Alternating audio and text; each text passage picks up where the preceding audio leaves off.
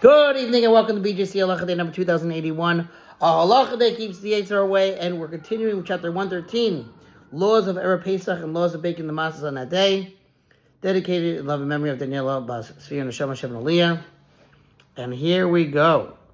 According to biblical law, it is forbidden to eat or derive any benefit from chametz starting from chatzos, halachic midday, on Erev Pesach. So again, eat or derive any benefit from halachic midday.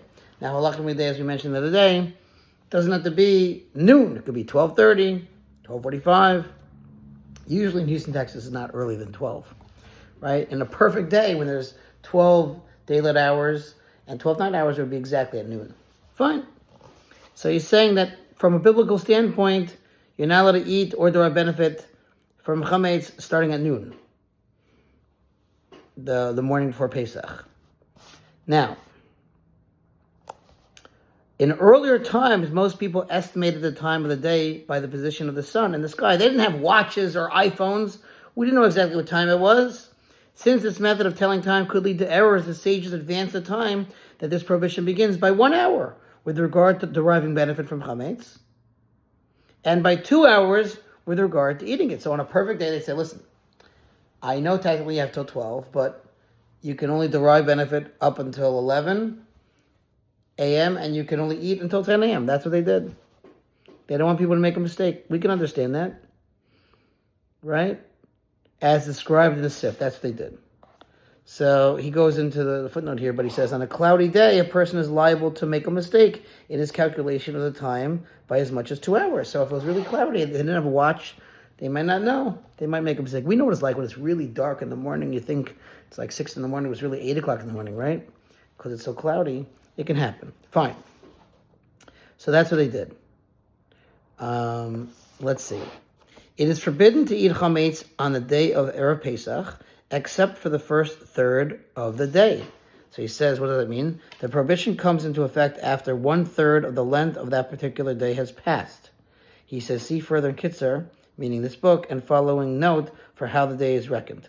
Since these times vary from year to year and from one location to another, one must make sure to ascertain the proper and the time for eating chametz for that specific year and location. The times for each year can be found in any reliable Zmanim halachic time calendar. We have an app called MyZmanim. You can look it up, myzmanim.com, to know exactly what time that is. Fine.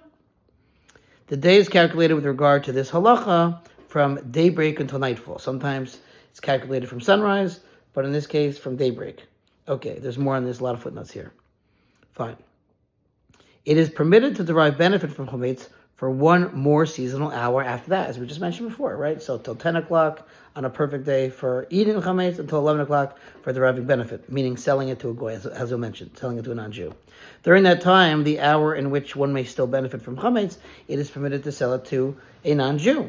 But after this hour, it is also forbidden to derive benefit from it.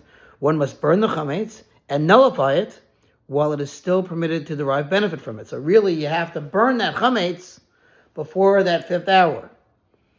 Let's see, footnote number 11 here. Once chametz becomes forbidden for benefit, it is no longer considered to be in the possession of its owner with regard to his being able to nullify it.